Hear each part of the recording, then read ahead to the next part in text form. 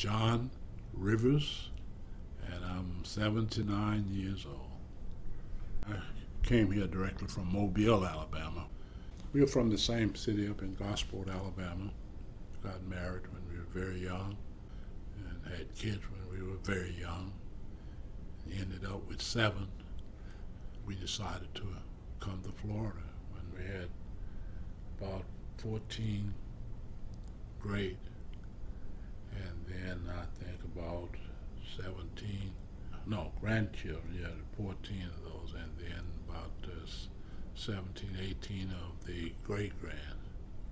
I was concerned once I came here because we were so far behind in Sarasota. So this was a very different thing than we were accustomed to. Well, everything was segregated at that time, and the beach was one of the top. I love to challenge things, and that developed a challenge for me to participate here, and it worked out real good. When we first started going to the beach, it was in Venice, because we weren't allowed to go here in Sarasota. And going to the beaches in Venice, we had no problem at all. But after going there, it's 18, 20 miles from here down there, and that was long distance, unnecessary long distance. And we took issues with that. And after going there for a while, we then started to going to Lido Beach. And at that time, once we planned that, we had some problem. The reporters came and they identified the cars, took pictures of the cars that was there, given the tag number and all of that stuff. And from the tag number, the system could pick up the names of the people. And some of the people were fired just because they went to the beach, attended the beach there.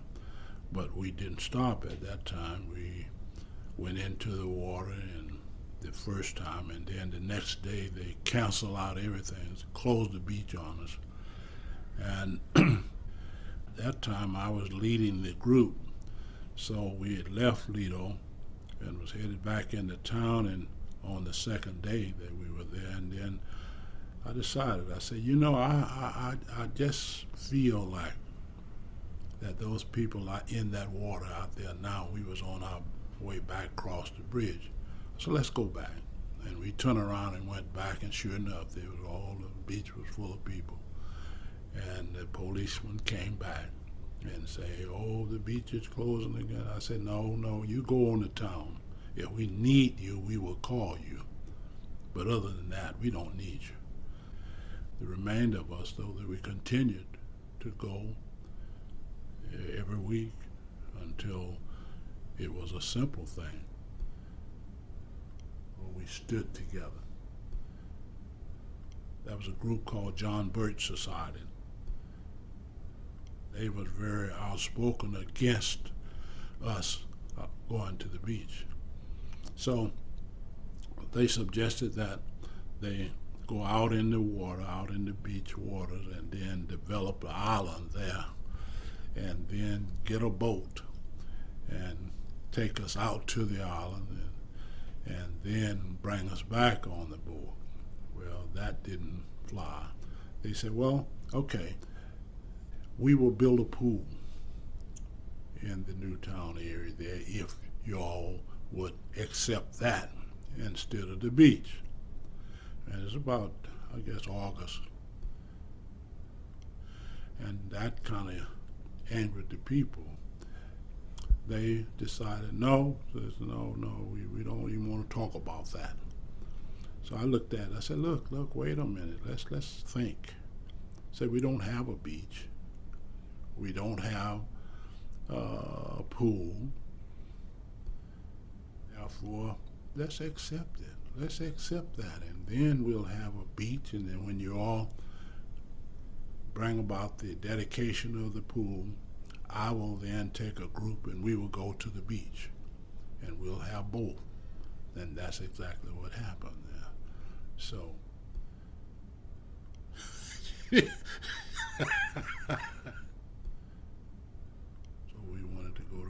siesta, and we did. And that was very, very nice. Nice beach, nicer beach. We only had one incident. Some guy came up there with a pickup truck, and it had a lot of glass bottles in there.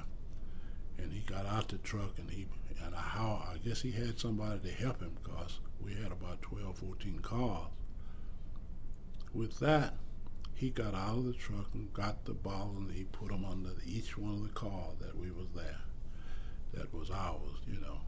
And I was out in the water at that time, and someone called out to me to come hurry, you know. So when I came out, he was still putting his bottles under the tires of the cars. And I walked right up to him and just nearly nose to nose, and I said, look, I want you to get every bottle you had out there and put it under I want them out, and I want it out now. So he looked over, and none of his people were there to support him, so he started pulling the bottles out from under the cars. And that was a victory. Chesapeake Beach is a very pleasant place to go. I've done that. I was Wishful Master for the Masonic group, you know, and we have our annual day there. And we used to go out in the morning. We had to go out there and rope off a space, because it was so full of people, you couldn't get in there. So we did that.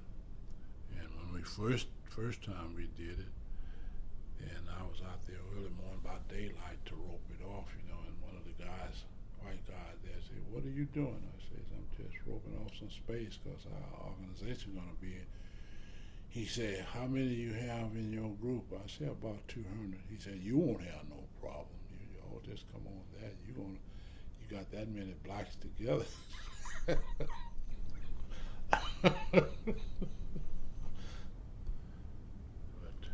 I never had the problem. I've gone here, there, Alabama, Georgia, Tennessee,